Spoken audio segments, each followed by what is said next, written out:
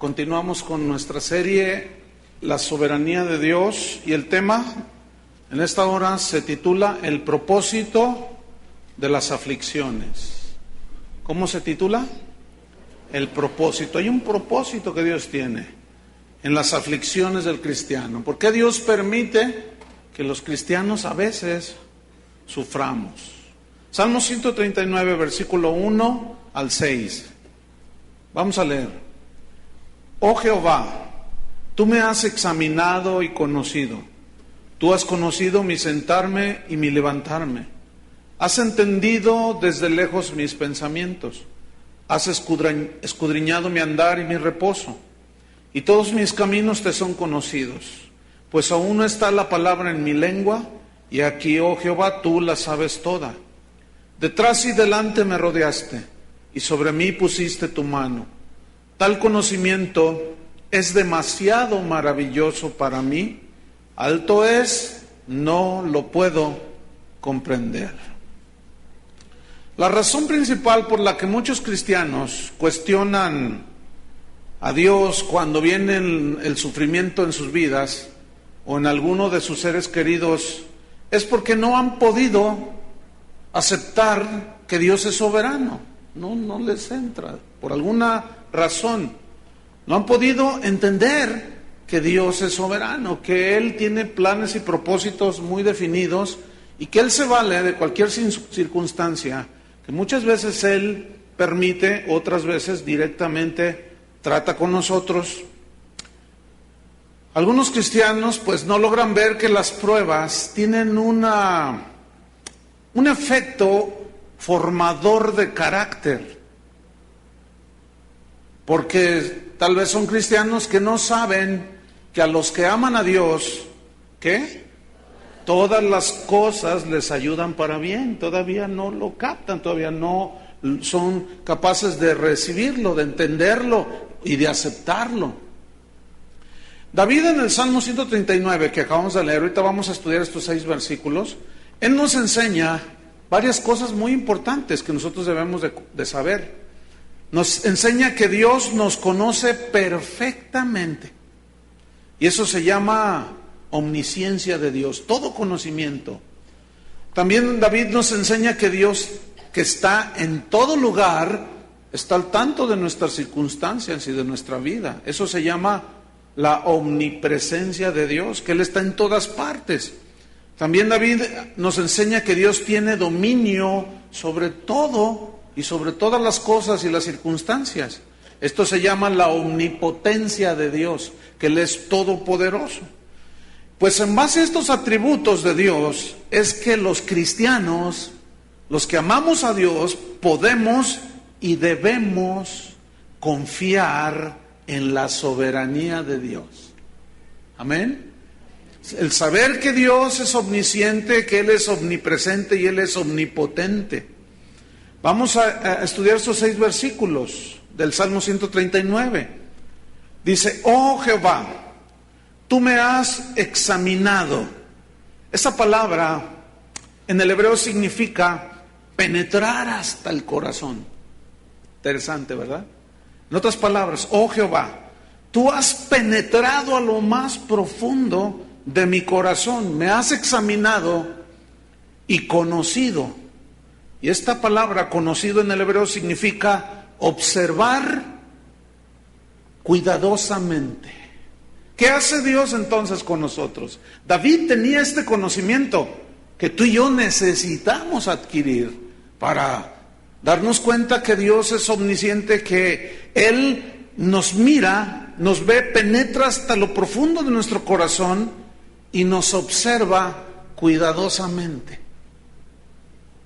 Cuidadosamente.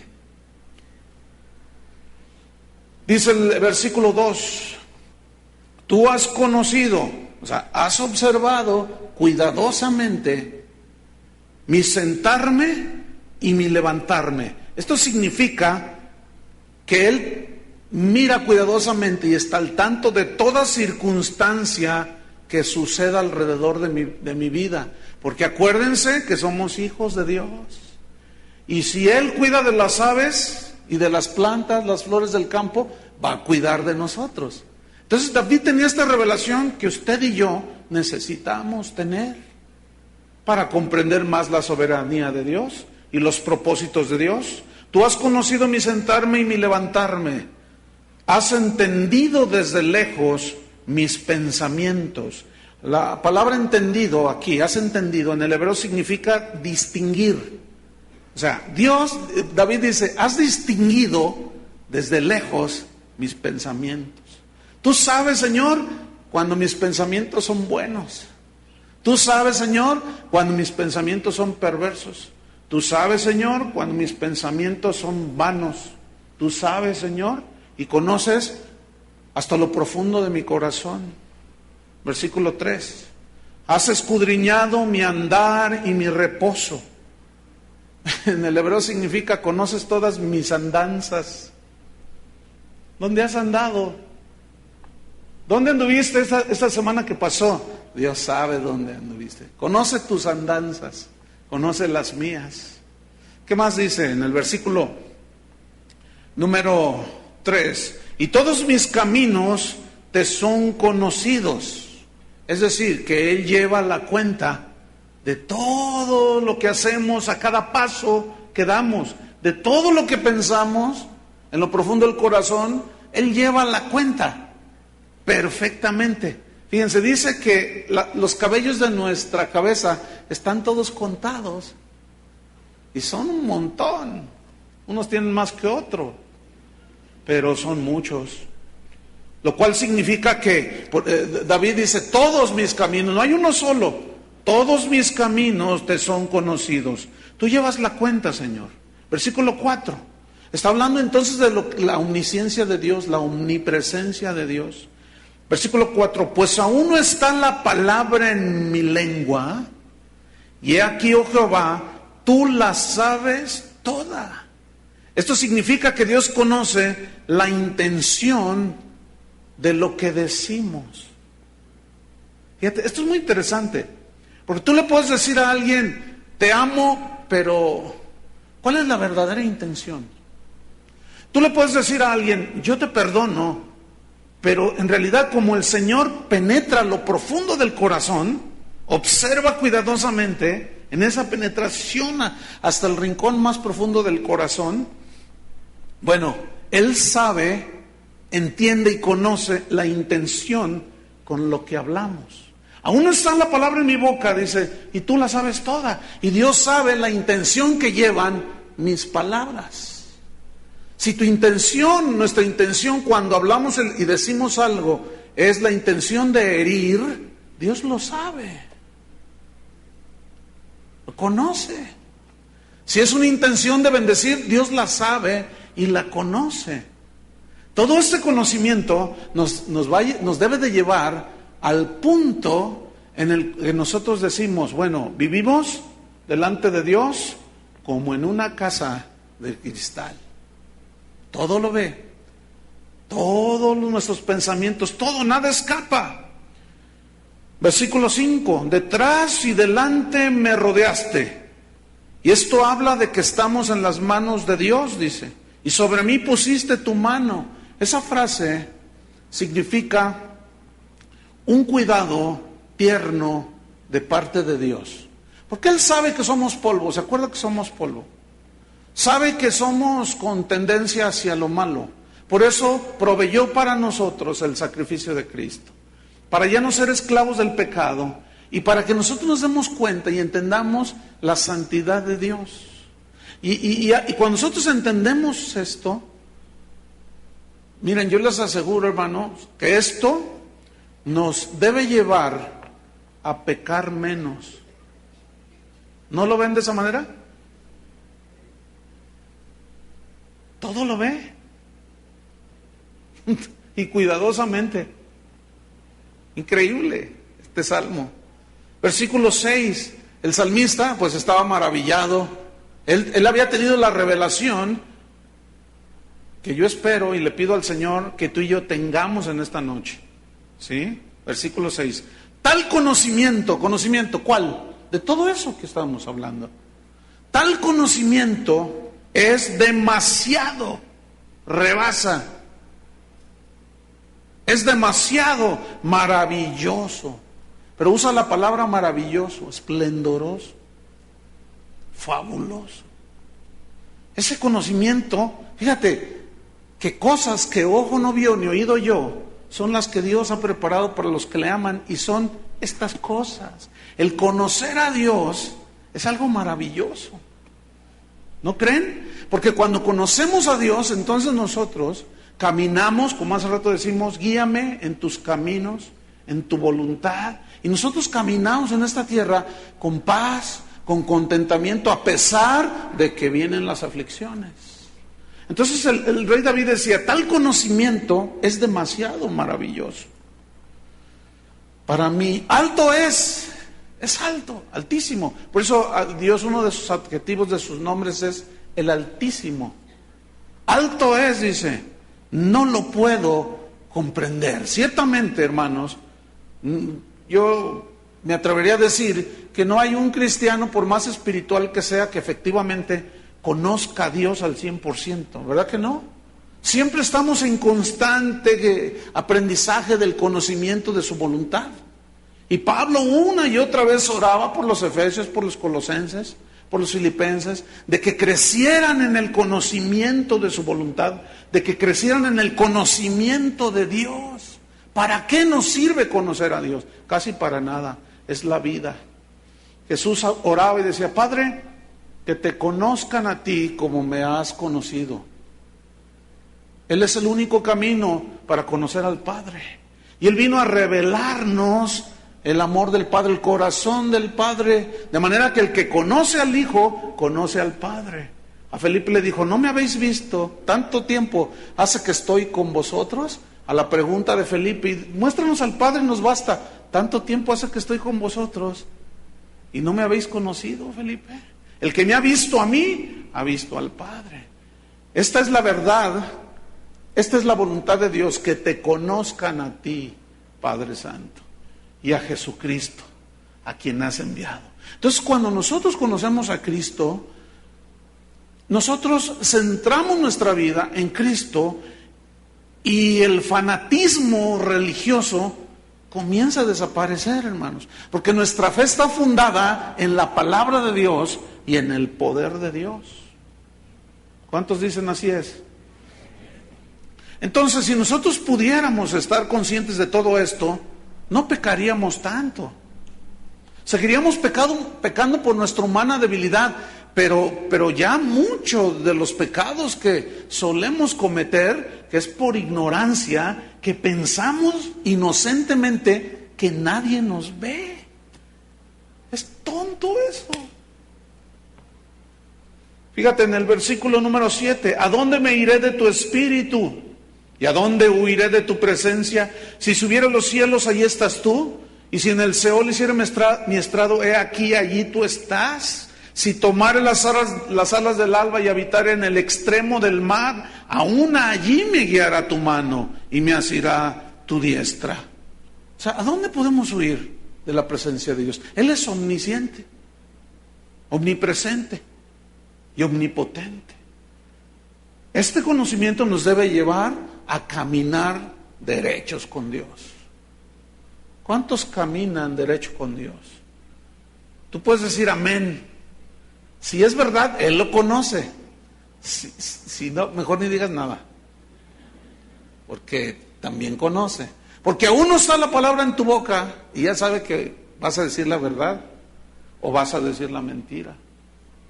Tal conocimiento nos debe meter en un temor de Dios. Esto debe infundir temor a Dios. Y temor a Dios significa reverencia y reconocimiento de que Dios está ahí. Bueno, pues ese Dios omnipresente, omnisciente y omnipotente es el que Dios quiere que conozcamos.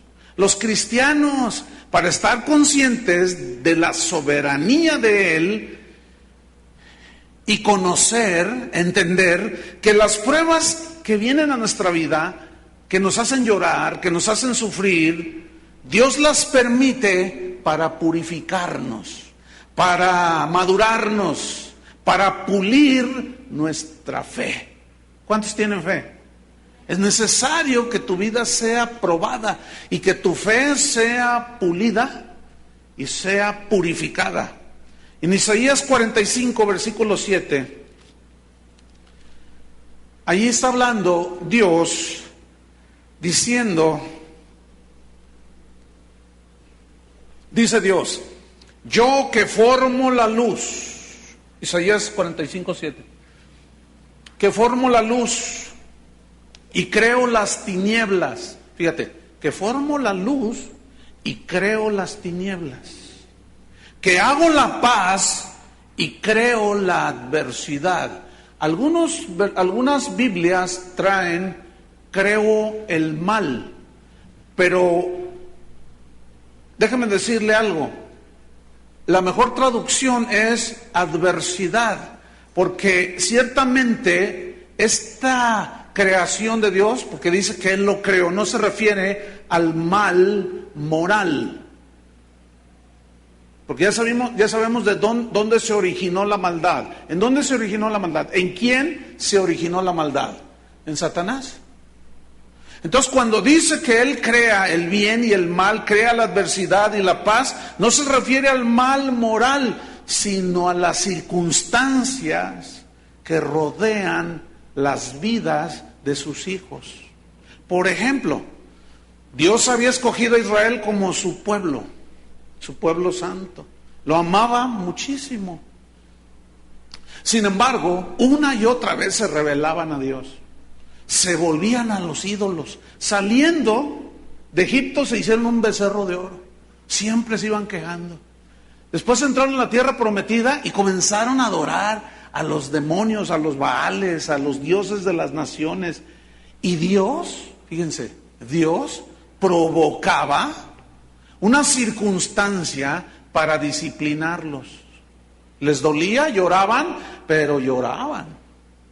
Por ejemplo, Dios usó a un rey pagano llamado Nabucodonosor para disciplinar a su pueblo. Pues ese rey pagano, rey de Babilonia, tomó cautivo a Israel. Y Dios permitió esa circunstancia en el pueblo de Israel, usando aún al rey Nabucodonosor para disciplinar, para formar, castigar y finalmente hacerle bien a su pueblo. Déjeme decirle, sigue siendo el mismo principio. Nada más que Dios lo hace de diferente manera, porque todos somos diferentes. Pero con todos Dios definitivamente trata con nosotros. ¿Cuántos son hijos de Dios? Porque si se os deja sin disciplina, entonces sois bastardos y no hijos.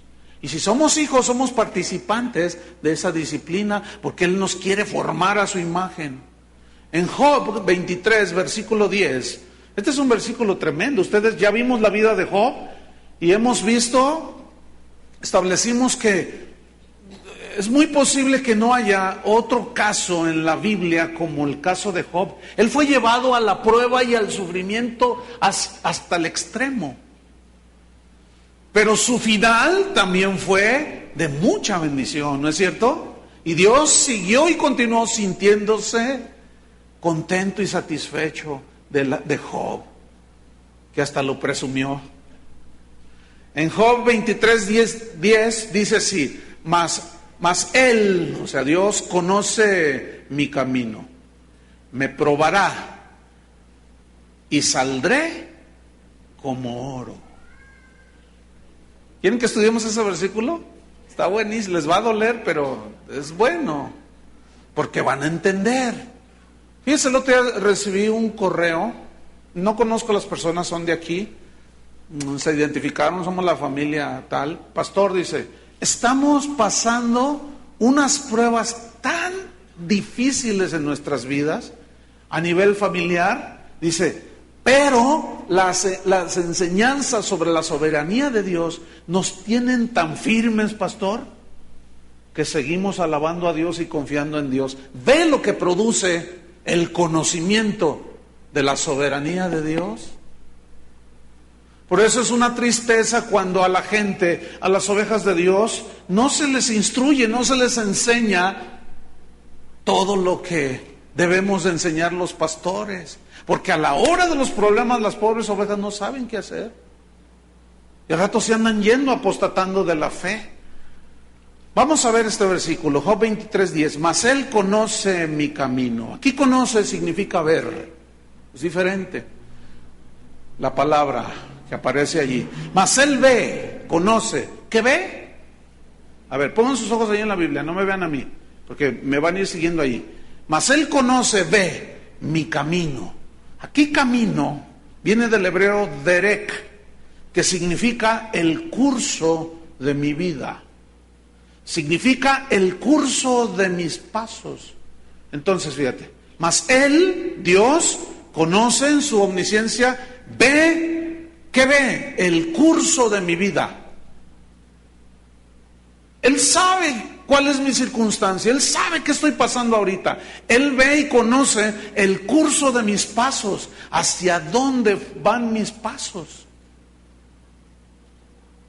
Me probará, dice. Y aquí probará, del hebreo barjan, significa, es una palabra que se usaba cuando se mencionaba acerca de purificar metales, como el oro o la plata. Entonces, barjan significa probar el metal por medio del fuego. Por eso dice aquí Job, él conoce, ve mi camino, él sabe cuando mis caminos no son buenos, mis pensamientos tampoco. Aún no está la palabra en mi boca y él la sabe, pero él dice me probará, me va a probar como un metal. Pero también barjan, que se tradujo probar metales, significa investigar, significa examinar. Entonces podemos entenderlo un poco más el versículo. Mas él ve, conoce mi corazón, conoce el curso de mi vida, el curso de mis pasos. Él me probará como se prueba el oro. Él investigará lo que hay en mi corazón.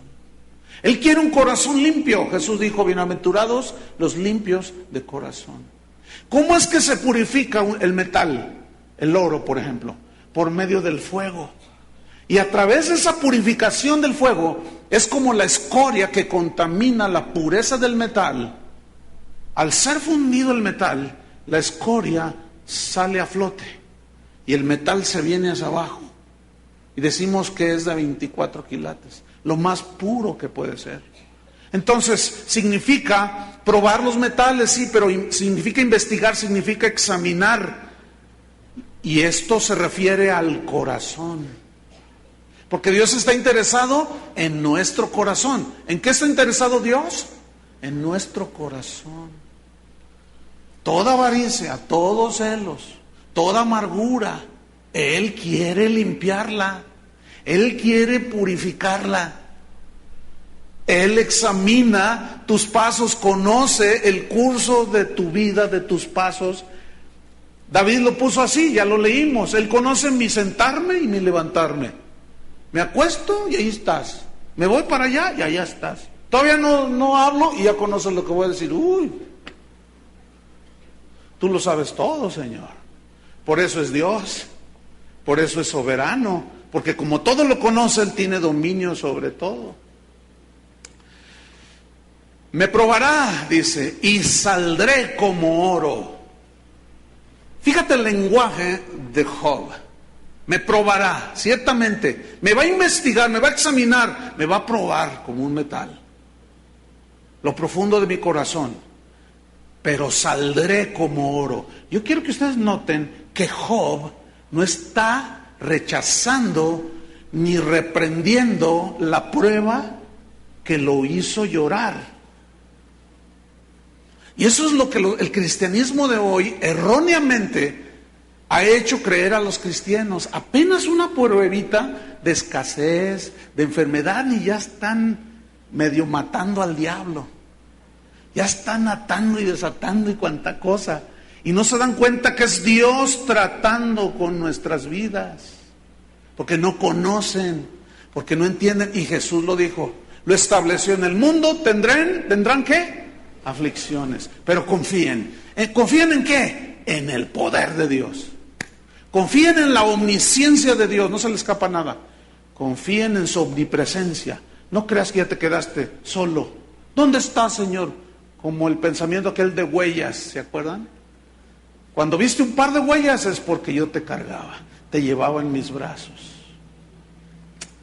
No le da mucha, no le alimenta la fe esto que estoy diciendo. A mí sí. Yo cuando estaba preparando este mensaje, mira las gozadas que me doy. Pero impresionante. Es un gozo, un regocijo, el poder entender la palabra de Dios. Porque todos tenemos problemas, ¿sí o no? Todos tenemos situaciones, pero esto, hermanos, esta es la palabra de Dios. Y saldré como oro. O sea, Él no rehuyó enfrentarse y estar en la situación. Él dijo, saldré. Nunca dijo, me voy a quedar aquí, ya Dios me abandonó. No, saldré como oro, pero como oro purificado 7 veces. Primera de Pedro capítulo 1. Vaya conmigo a Primera de Pedro capítulo 1.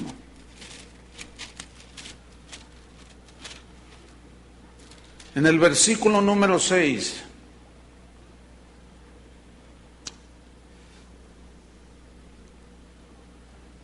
Pedro utiliza la misma metáfora de la purificación del oro, refiriéndose a la fe. Vamos a ver, 1 Pedro 1, versículo 6. El contexto es que vamos a recibir una herencia incorruptible, incontaminada, inmarcesible, reservada para nosotros en el cielo. Pero mientras que recibimos esa herencia, estamos aquí en la tierra. Y aquí en la tierra sigue siendo un valle de lágrimas. Y de prueba, y de formación, y de quebrantamiento, de gozo a veces, de tristeza a veces. En lo cual, o sea, en esa herencia que vamos a recibir y que Cristo va a venir por nosotros, nuestra redención final, en lo cual dice, vosotros os alegráis, aunque ahora por un poco de tiempo, si es necesario, tengáis que ser afligidos en diversas pruebas. Ok, vamos a estudiar ese versículo, vamos a penetrar, vamos a escudriñarlo. Dice Pedro, en lo cual vosotros, o sea, los hijos de Dios, nosotros, nos alegramos, os alegráis, aunque ahora, esa frase ahora es mientras estamos en esta vida, aunque ahora, por un poco de tiempo, acuérdense que una vez hicimos la comparación de la eternidad con los 80 años que más podemos vivir, que son, en comparación, nada. Por eso dice un poco. En el cual vosotros os alegráis, aunque ahora por un poco de tiempo. Esto significa que las pruebas serán hasta que se cumpla el propósito de Dios en nuestra vida. Pero tiene que ver mucho la reacción que nosotros tengamos ante las pruebas. Hay cristianos que Dios los quiere pulir, tratar, perfeccionar, madurar, pero como no tienen una buena disposición para ser formados y probados y fundidos como el oro para ser purificados, siempre se están peleando con Dios y hasta lo quieren castigar. Ya no voy a ir, le dicen. Si no me quitas, te doy 3 días. Hay cristianos, te doy 3 días para que me contestes. Y el Señor ahí todo desesperado porque no sabe qué hacer. Nada más le diste 3 días. Ya no castiguen a Dios así, por favor. Entonces, en lo cual vosotros alegréis, aunque ahora por un poco de tiempo, si es necesario. Esta palabra, necesario, se tradujo del griego dei, que significa conveniente. Significa significa cuando sea conveniente ser tratados. Por ejemplo, si Dios te dice algo y tú desobedeces, como a Jonás, ¿se acuerdan? Él había aceptado el llamamiento de profeta. Él había aceptado servir a Dios. Pues un día Dios le dijo, ve y predícale a Nínive. Y dijo, no quiero, no voy. Que vayas y les prediques. Y dijo, no voy. Y quiso huir de la presencia de Dios, así dice en el libro de Jonás. Y se metió a un barco, ¿y qué hizo Dios? Preparó el crisol para probar y para perfeccionar y disciplinar, ¿qué? A su hijo Jonás, a su profeta. Entonces dice, pero por ejemplo, cuando hubo otros casos en la Biblia cuando Dios les decía que hicieran algo y ellos lo hacían, ellos obedecían, entonces no era necesario. Por eso dice aquí, fíjate, por un poco de tiempo si es necesario, cuando sea conveniente, Dios, por tu bien, te probará. Dice, volvamos al versículo 6. Si es necesario, conveniente, tengáis que ser afligidos. Ay, eso no nos gusta, ¿verdad que no? Afligida y no llorar. No me gusta a mí. ¿A ustedes les gusta? No. Tengáis que ser afligidos. La palabra afligido se tradujo de una palabra lupeo, del griego, que significa entristecidos. Fíjate, vamos a tomar otra vez. Ustedes se alegran de que un día van a recibir una herencia incorruptible, aunque ahora mientras estemos en este mundo, por un poco de tiempo, si es conveniente, según nuestra reacción y lo que Dios tenga planeado para nosotros, tengamos que ser afligidos, entristecidos, porque la prueba no parece ser causa de gozo, la disciplina, sino de tristeza, ¿no es cierto? Pero después da fruto apacible de justicia. ¿Alcanzan a ver o no los propósitos de Dios? ¿No lo alcanzan a ver? Están muy pensativos. Qué bueno que piense. Además no se me duerman porque esto puede ser trascendental para usted. Tengáis que ser afligidos, entristecidos.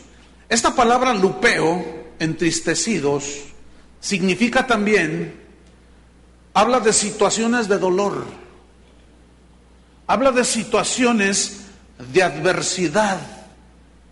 David, por ejemplo, hablaba en los Salmos y decía, oh Señor, cuánto se han multiplicado mis adversarios.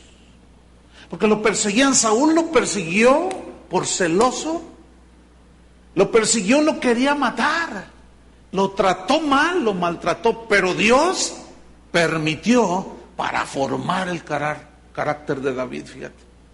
Qué increíble es esto.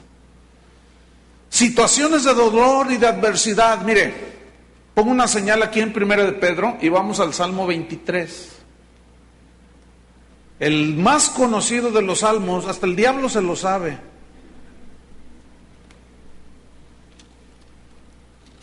Cualquier borracho que anda allá afuera se lo sabe. Este es el salmo más conocido de la Biblia.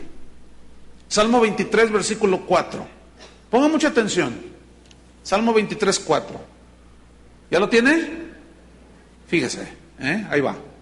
Aunque ande en valle de sombra de muerte. La palabra clave es aunque. O sea que sí le aunque. Aunque. O sea, no me importa. Yo sé que puedo andar en el valle de sombra de muerte. Es más, de seguro va a haber tiempos en mi vida en que voy a caminar por el valle de la sombra y de la muerte. Donde no hay mucha claridad, donde hay mucha aflicción y prueba y dolor.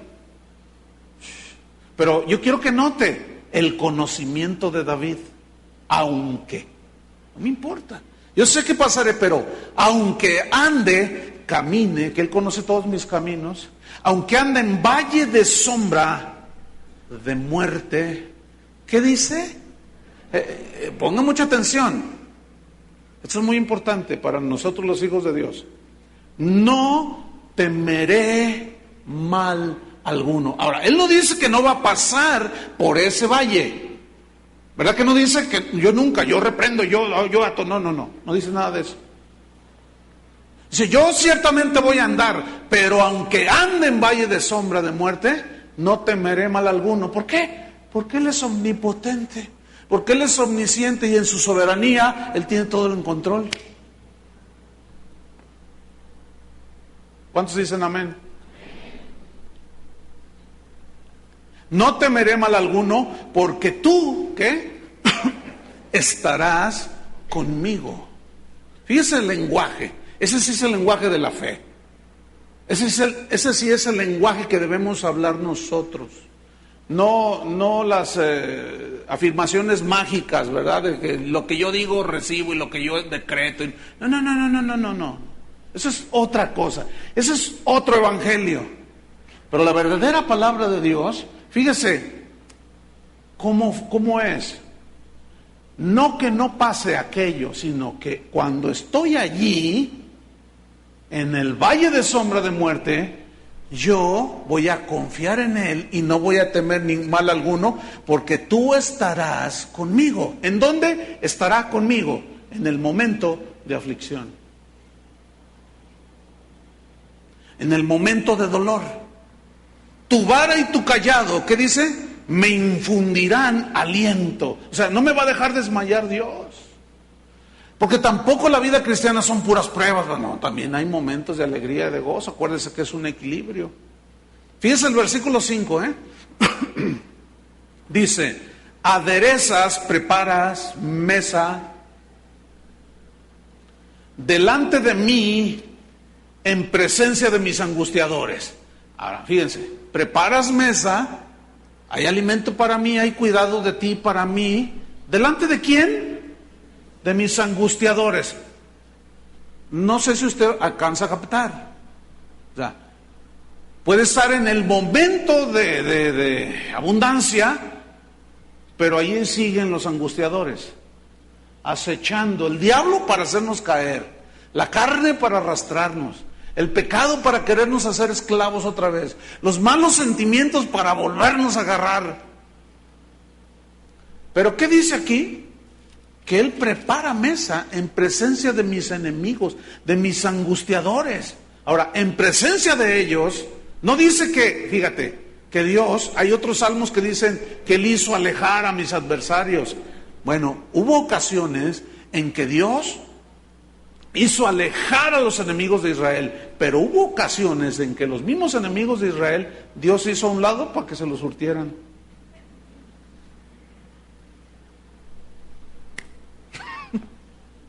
¿Sí? Ciro de Persia, Darío, Nabucodonosor.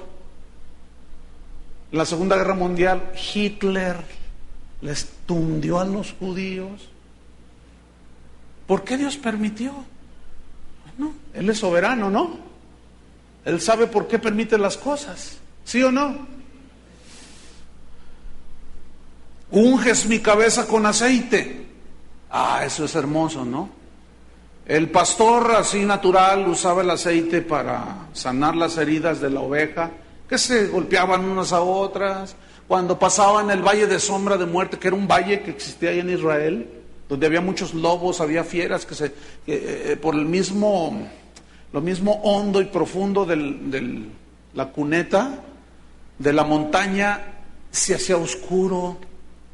Entonces, ese valle de sombra era terrible, pero ellos tenían que pasar porque del otro lado estaban los verdes pastos. Entonces, pasamos por allí, pero ¿qué hay después de una gran prueba? Una gran bendición. Después del huracán, de la tempestad, ¿qué viene? La calma. Entonces, si usted está pasando una situación, mire, soporte, parado en la roca, sabiendo que Dios lo está formando, está tratando con usted. Después vendrá esto: unges mi cabeza con aceite, curas todas mis heridas, Señor. ¿Ven? Porque el aceite tenía propiedades curativas y ungían a las ovejitas para curarlos con aceite de oliva. Unges mi cabeza con aceite. Y quiero que note la siguiente frase: mi copa está rebosando. Ese era otro momento. Ese era un momento de victoria, de satisfacción. Pero vino después de ¿qué? Del valle de sombra de muerte. ¿Están entendiendo, hermanos? Vamos a Primera de Pedro otra vez. En el cual vosotros os alegráis, aunque ahora por un poco de tiempo, si es necesario, tengáis que ser afligidos de diversas pruebas. Diversas pruebas. Mire, vea lo que encontré. Está interesante. Diversas pruebas. La palabra diversas se tomó de una palabra griega, poikilos, que significa literalmente multicolor. A ver, ¿cuántos lo entienden a qué se refiere en diversas pruebas? O sea, pruebas de todos colores. De todos colores y sabores. No sé cuántos de ustedes están ahorita en una situación de que pasan una prueba, salen de la prueba y luego entran a otra. Y luego salen y luego entran a otra. Y luego dicen, ay Señor, ya no siento lo duro sino lo tupido. Dicen, Señor, ¿hasta cuándo? ¿Hasta cuándo? Y te sientes con el agua hasta el cuello aquí, sientes que ya. Y luego sales de esa y vuelves a entrar a otra. Multicolores. De todos colores, de todo tipo de pruebas. Económicas, familiares, en tu trabajo. Tú dirás, si me hubieran dicho a lo mejor que ser cristiano incluía todo esto, mejor me hubiera hecho mormón.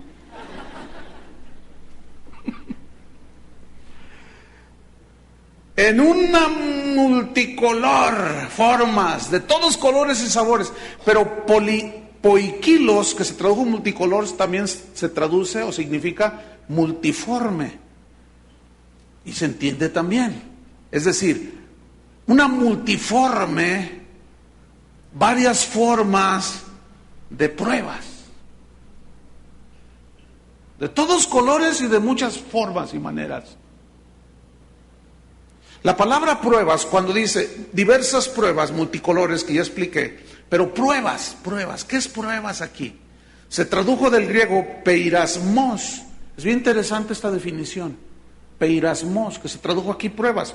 Significa literalmente, escuchen, experimentar lo bueno y lo malo. A ver, ahí va, otra vez. Tengáis que ser afligidos, entristecidos. Vas a encontrar situaciones de dolor, de adversidad. Tengáis que ser afligidos en diversas, en una multiforme, en un colorido de todo tipo de pruebas. De pruebas que vamos a experimentar en nuestra vida, en nuestro caminar, que Él conoce lo bueno, pero también lo malo. Porque, escuchen, cuando todo va viento en popa, también allí Dios nos prueba. ¿Se acuerdan cuando Dios le dijo a los israelitas en Deuteronomio 8? Cuando se te hayan multiplicado tus casas, tu ganado, todo lo que tú tienes, cuídate de no olvidarte de Jehová tu Dios. También allí Dios prueba en la bonanza. Y muchos no entienden eso, no agarran la onda. Es más, creo que es más peligrosa. Es cuando está en bonanza. Porque cuando está en bonanza todo, tendemos a olvidarnos de Dios. Es más peligroso. Porque cuando se nos atora la carreta, que decimos, ¿a quién corremos? ¿Quién es nuestro pronto auxilio en la tribulación? Dios. Por eso dice multiforme, muchas maneras de pruebas, en lo bueno y en lo malo. Peirasmos, experimentar lo bueno y lo malo. Habla de la salud y la enfermedad. Fíjese. Habla de la escasez y la abundancia, pero tiene un significado o un propósito para producir en nosotros, según el texto, efectos beneficiosos. Es decir, todas esas pruebas serán para nuestro beneficio. Déjenme mostrarle una escritura muy interesante. Vayamos a Gálatas capítulo 4. Gálatas capítulo 4. En el versículo número 13 y 14, para probarle en la Biblia lo que acabo de afirmar. Gálatas 4:13. Está hablando Pablo y dice: pues vosotros sabéis, ahí está, sabéis, que a causa de una enfermedad del cuerpo, ¿quién estaba enfermo ahí? ¿Y por qué no reprendió la enfermedad? Seguramente oró. Hay otro caso en Corintios 12, 2 Corintios 12, cuando oró 3 veces, ¿se acuerdan? Y Dios le dijo: bástate mi gracia. Pero fíjate lo que dice allí. Ustedes saben, Gálatas, que a causa de una enfermedad del cuerpo, un momento en que él se enfermó en su cuerpo. Contrario a lo que enseñan algunos por allí de que el cristiano no debe de enfermarse. Dice, a causa de esta enfermedad del cuerpo, escuchen, algo que le dolió a él, que le probó a él, ¿qué sucedió? Fue para beneficio. A causa de esta enfermedad os anuncié el evangelio al principio. O sea, él tenía otros planes, hermano. Él tenía planes de quedarse allí. Pero de pronto se enferma. Se enfermó Pablo. Y en ese reposo de la enfermedad, no perdió el tiempo y posiblemente llegó alguien, lo visitó un médico, qué sé yo, y comenzó a hablarles del evangelio. Pues empezaron a convertirse. Y fíjense nada más que cosas. Se formó una iglesia, la iglesia de los Gálatas. Yo quiero que usted trate de ver cómo Dios en su soberanía permite esto. Pero yo quiero que usted trate de captar el corazón de Pablo. ¿Hay queja en él por la enfermedad? No. ¿Hay algún reproche hacia Dios? Yo soy tu hijo, yo soy hijo del rey, ¿por qué yo soy mejor cuando estoy sano, predico mejor? Sí, es cierto. ¿Verdad que sí?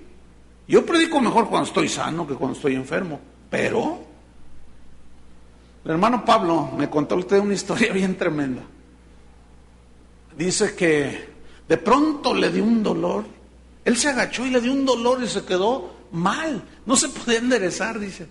Entonces lo llevaron al hospital. Y cuando lo estaban atendiendo, una enfermera le preguntó: ¿y a qué se dedica usted?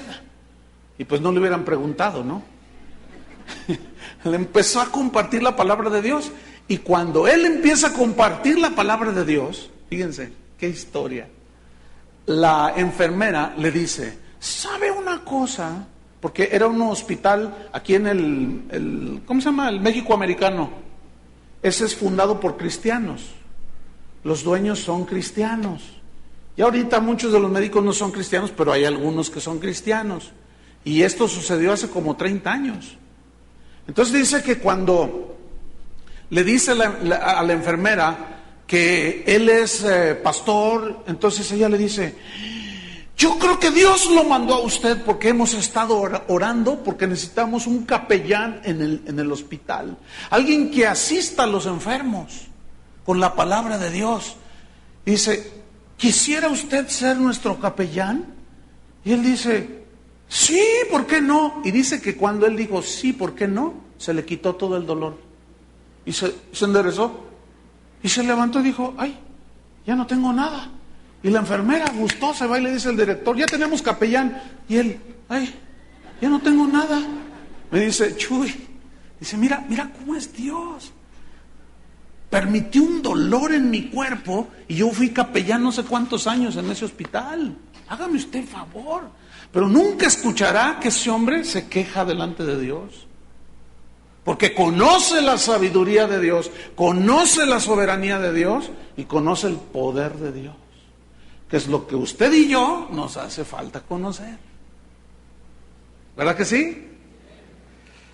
Versículo 14, dice Pablo: a causa de una enfermedad del cuerpo os anuncié el evangelio y no me despreciasteis ni desechasteis por la prueba que tenía en mi cuerpo.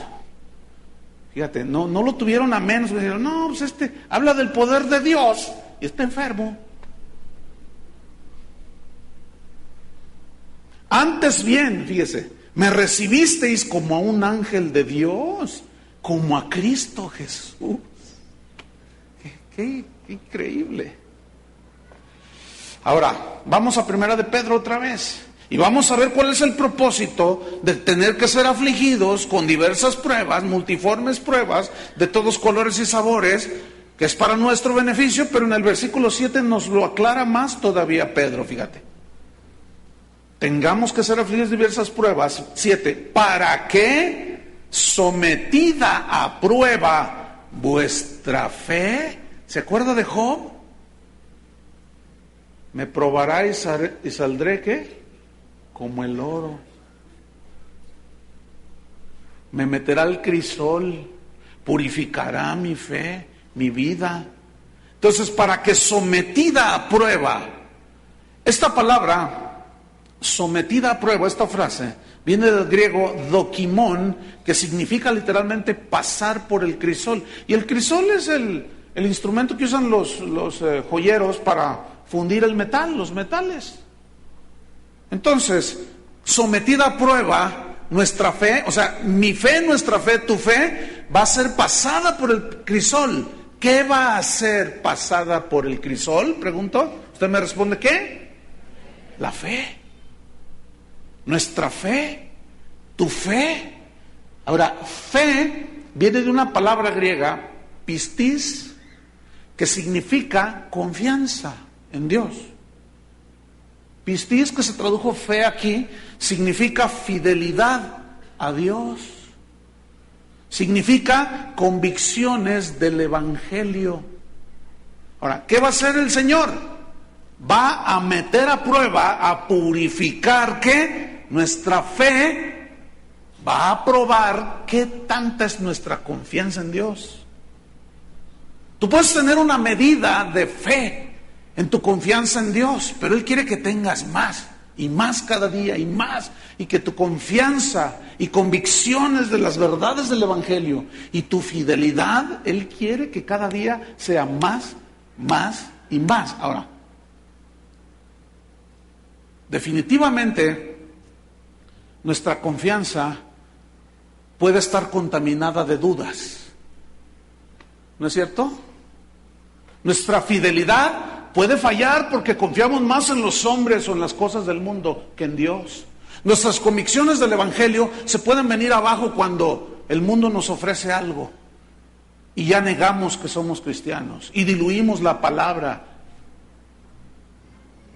Nos diluimos, parecemos iguales a los del mundo por cómo vivimos.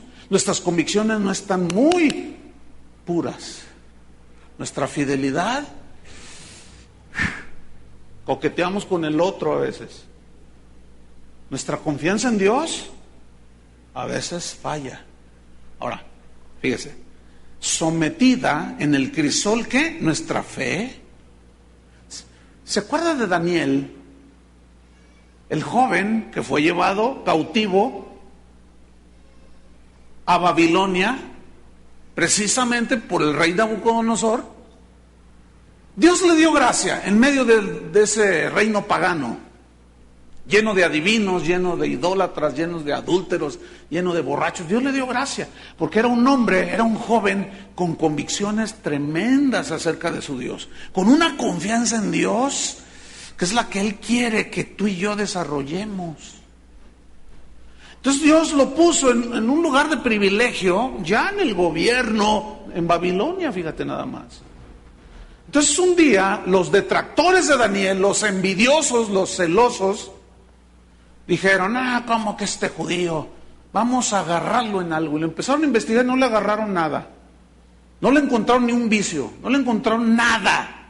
Dijeron, no, ya sabemos, dice uno, vamos a hacer algo en lo relativo, en lo que tiene relación con su Dios. Entonces van estos con Nabucodonosor y le dicen, oye rey, ¿por qué no haces un decreto de que todo aquel que ore a otro Dios que no sea la estatua de oro que has levantado, se ha echado al foso de los leones? Y dice, claro que sí, pues le picaron el orgullo y este era pagano, claro, un decreto, los reyes son los únicos que pueden decretar. Y hizo un decreto y dijo, todo aquel que ore a otro Dios será echado en el foso de los leones. Y se publicó el decreto. Y llegó a Daniel el decreto. Y lo miró. Y aventó el papel por allá. Y dice que entró a su cuarto como todos los días lo hacía. Y doblada su rodilla, 3 veces al día oraba, como solía hacerlo antes.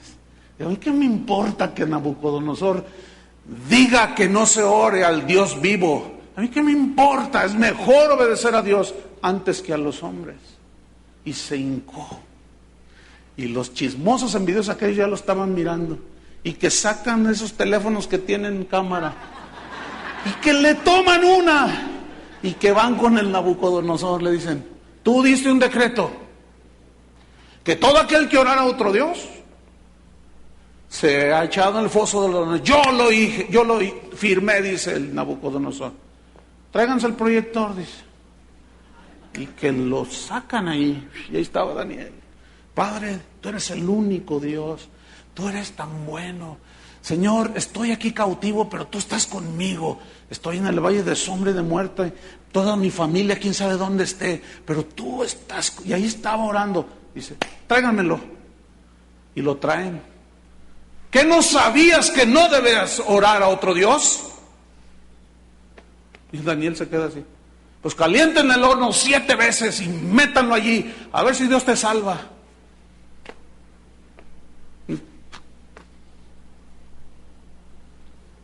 Y que lo meten. ¿A dónde lo echaron?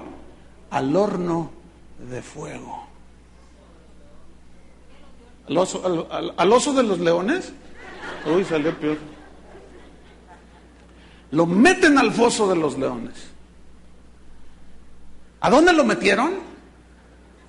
¿Por qué Dios permitió que Daniel fuese metido al foso de los leones? ¿Por qué Dios permitió que durante el primer siglo muchos cristianos, muchos hijos de él fueron devorados por los leones? ¿Por qué? ¿Por qué no permitió que Daniel se lo tragaran los leones? Pues solo Dios sabe. Porque es multiforme manera en que Dios prueba. Pero aquí lo que yo quiero resaltar y lo que se resalta en las Escrituras es la convicción que tenían de Dios. Los otros 3, que a esos sí los metieron al horno de fuego, también igual que cuando sonara el grupo de alabanza de ese rey, todos iban a postrar ante la estatua y dijeron, no, pues nosotros no. Y que empieza a sonar y todos se postran y estos 3, Sadrach, Mesach y Abednego, se quedaron parados así. Y no faltó quien los miró, dijo, esos 3, ¿por qué no se doblaron? Porque nosotros servimos al Dios del cielo. Que no saben que pueden ser echados al horno de fuego. Dios puede librarnos, pero si no nos libra, de todas maneras no nos doblamos. ¿Cómo la ves?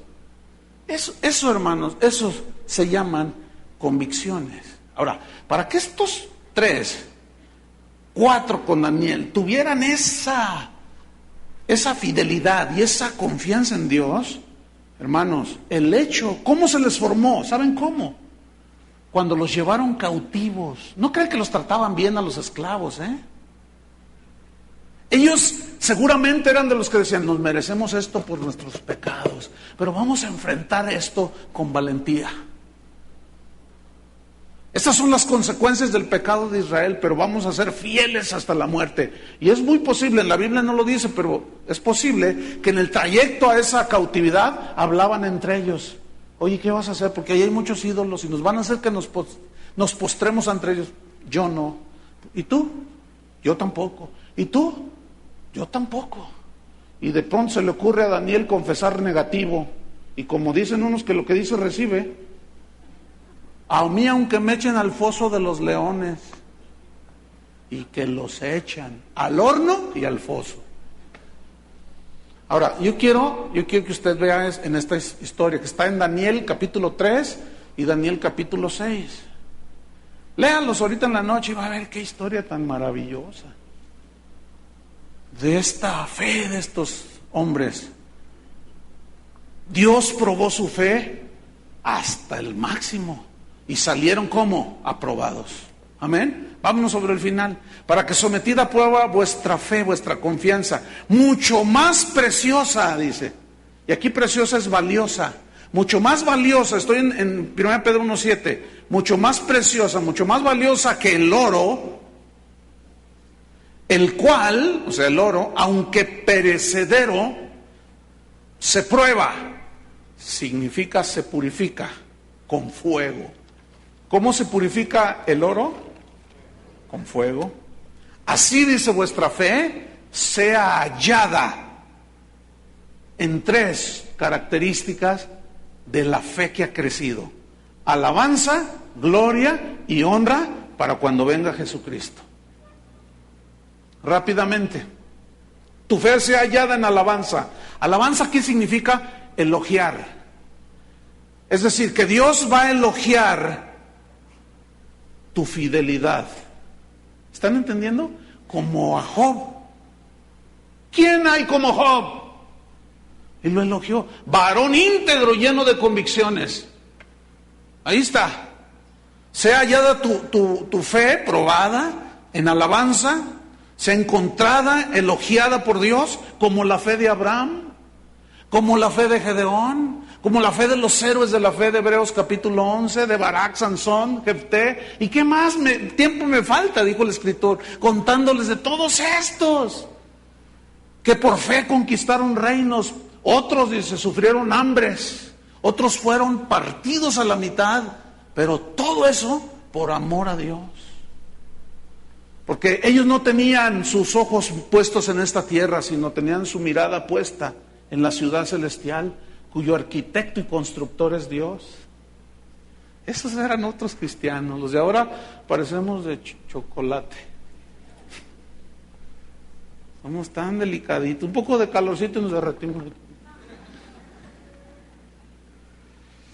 Nuestra fe, tu fe se halla en alabanza, en gloria. Esta palabra se tradujo del griego doxa, que tiene varios significados según el contexto. Y aquí gloria significa buena opinión, buena estima delante de Dios. Fíjate, ¿cómo será entonces un cristiano que es pasado por el crisol, por el fuego de la prueba, para que su fe sea hallada, elogiada por Dios? Dios la elogie y diga, ese es mi siervo fiel, esa mujer fiel, como Job. Una buena opinión que Dios tenga de ti, una buena estima que Dios tenga de ti como la tenía de Job. Y por último, alabanza, gloria y honra. Esta palabra honra significa en el original valor inestimable. Fíjate lo que Dios quiere hacer con nuestra fe, que sea mucho más pura que el oro, mucho más valiosa que el oro. Por eso aquí honra significa de valor inestimable. Porque tú ciertamente no puedes no traer dinero en tu bolsa, pero tienes fe. ¿Qué es mejor? La fe. Porque sin fe es imposible agradar a Dios. Y todo esto para cuando Jesucristo venga por sus hijos. ¿Cuántos lo están esperando? Bueno, entre tanto que Él viene, vamos a ser probados, hermanos. Pero confiemos en la soberanía de Dios. Amén. Déjenme hacer una paráfrasis de lo que le acabo de compartir. Esto tarda 2 minutos. ¿Qué es una paráfrasis? Es una explicación amplificada de un texto, con el propósito de hacerlo más claro. Entonces yo voy a tomar todo el estudio que hice y ponga mucha atención. Cuando entiendo que Dios en su omnisciencia y omnipresencia, que Él todo lo sabe, Él está en todos lados, ve mis caminos, Él ve el curso de mi vida, Él conoce la dirección de mis pasos, Él me probará como un metal valioso, pero lo hará a través del fuego para purificarme, para investigar y examinar lo profundo de mi corazón, con el propósito de purificarlo. Pero yo sé que saldré mejor que el oro, porque yo sé que es necesario, que es conveniente para mí que tenga que ser afligido. Seguramente me pondré triste, en algunas situaciones lloraré, tendré dolor y adversidad. Sé que vendrán pruebas de todos colores y sabores. Tendré tiempos buenos, gloria a Dios, pero tiempos malos también. Tendré salud, a veces vendrá la enfermedad, a veces tendré escasez, a veces habrá abundancia. Entiendo entonces que mi fe tiene que pasar por el fuego del crisol. Dios tiene que probar mi fidelidad, quiere purificarla. Dios tiene que probar mi confianza en Él, quiere limpiar toda duda. Y tiene Dios que probar mis convicciones del Evangelio, como probó a Daniel, como probó a aquellos 3 jóvenes, que probó su fe, porque la fe pasada por fuego es más valiosa que el oro que perece, porque yo quiero ser hallado en alabanza.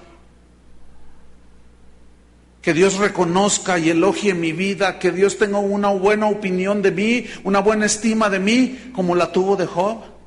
Y que mi fe tenga un valor inestimable para cuando nuestro Señor Jesucristo venga por nosotros. Amén. Gloria a Dios. Amén. Póngase de pie, hermano. Levanta tus manos al Señor.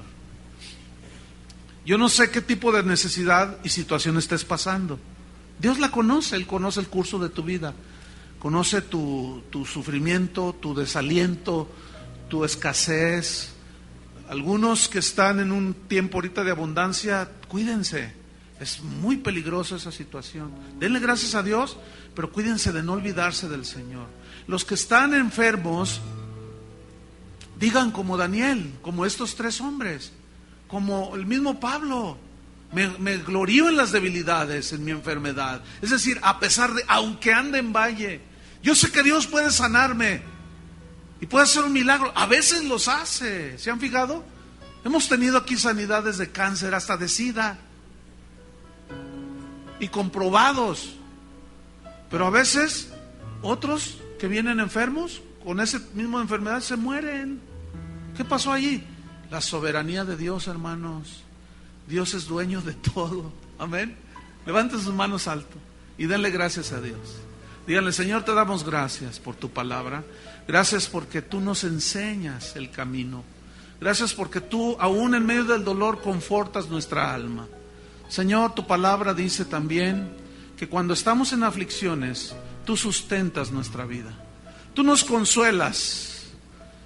El Espíritu de Dios que mora en nosotros habla palabras de aliento. Y estas palabras, aunque son, tal vez nos confrontan y son reales, verdaderas, a pesar de eso nos dan paz, porque sabemos que tú eres soberano y que tú tienes todo en control, Señor.